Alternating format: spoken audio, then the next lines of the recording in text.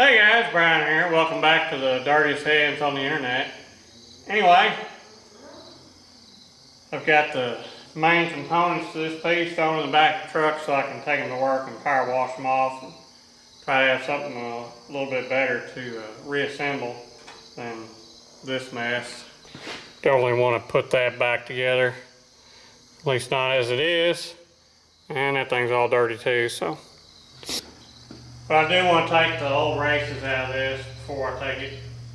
So I'm gonna drag my welder over here and just can't get them out.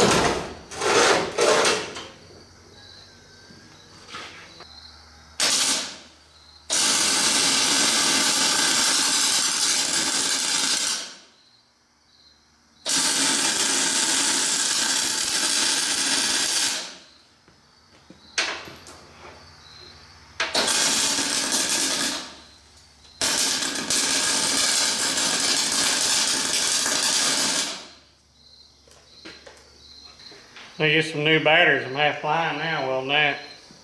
Does anybody know why the one tool you use every day seems to be the most elusive?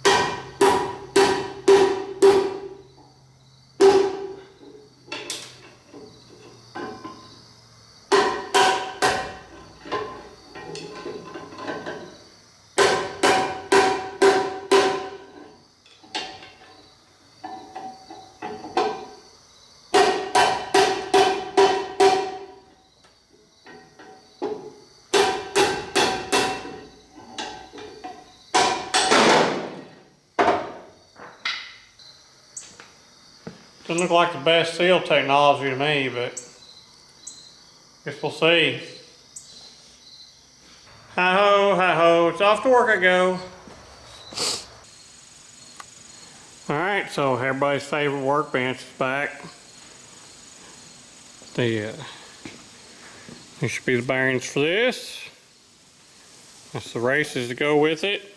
This is the fancy bellows seal that turns there in the center. This piece of steel turns.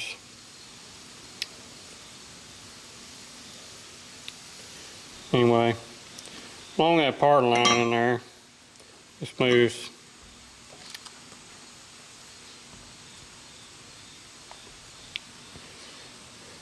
Apparently how rough it is not really a concern, because that's pretty rough. Which is good, because even after I've wire wheeled this in here, it's pretty rough too. And this housing's even rougher, where bits and pieces have exploded and come out of there. You know, clean it up, but if I went in there and bored that, it would take a 1/4 inch to clean those divots out of there. So I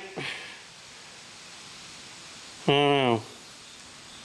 I'm probably gonna wind up smearing some sealer on these to give it a little extra help around the outside of this.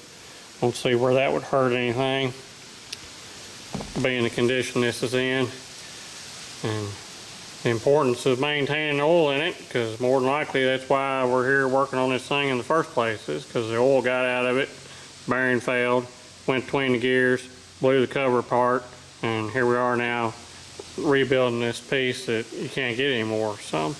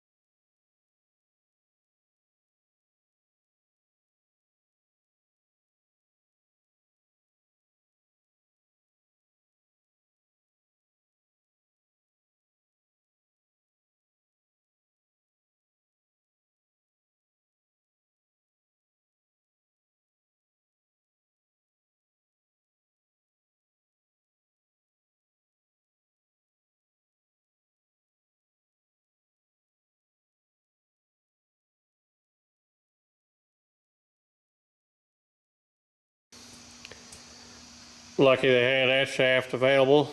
You could still buy a new one, because the old one was trashed. All the teeth were pretty well destroyed off of it. I thought I was gonna have to weld it up and turn it back down, but they managed to find one of those and get the bearing on there. Got the bearing down in there. Don't forget to put that race in before you put the gear in, because there's no room afterwards. Don't ask me how I know. And then the spacer underneath the gear holds it in the center of the slot.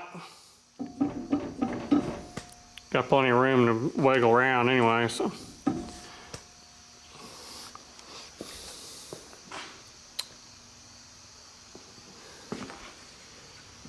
Still turns, that's a good sign.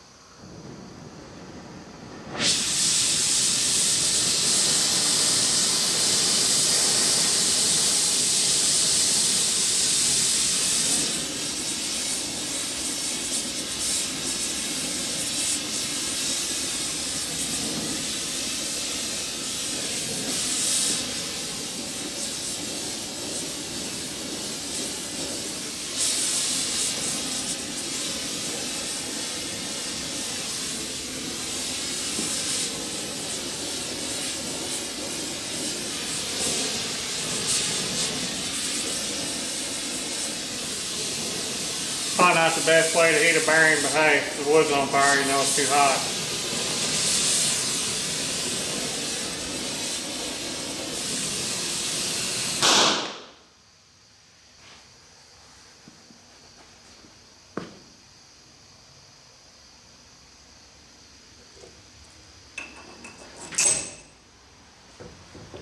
Well, all right.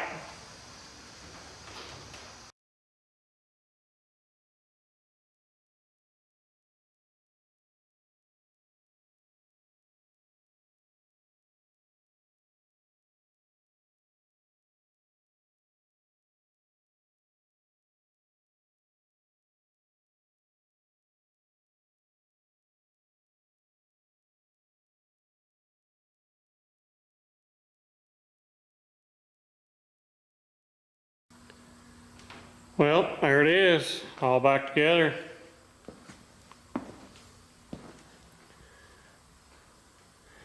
Have to say, considering how busted up that was, it looks pretty good.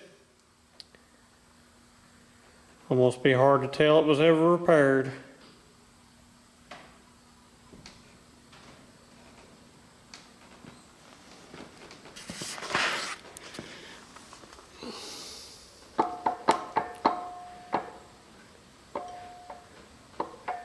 A little backlash from the gear. Well, here it is all put together. Some Van White moment. Pretty much looking at it, you wouldn't know it was ever broken. And it looks good. And it turns.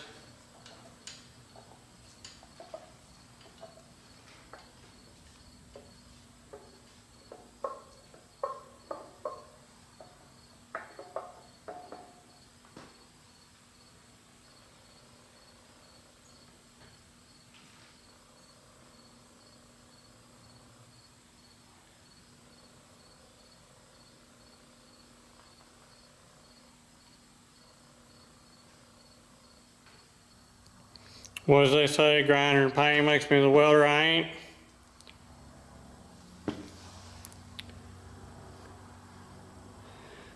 So, Squatch had that big braze repair on that steam engine. You could see that one. This one here, you'll never know. This was the side that was all busted out.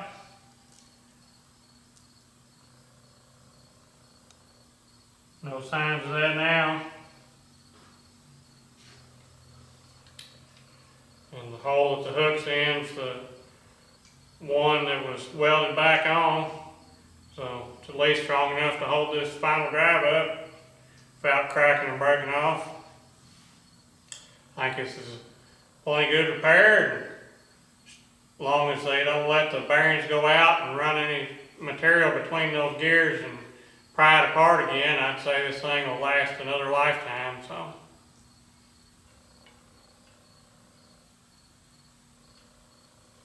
hope you enjoyed getting to see the trials and tribulations of this rather large project, reconstructing this thing from a bunch of broken pieces. I started with a pile of probably 10 or 12 parts and got it back down to one. So, thanks for watching, thanks for scouting, I'll catch y'all later.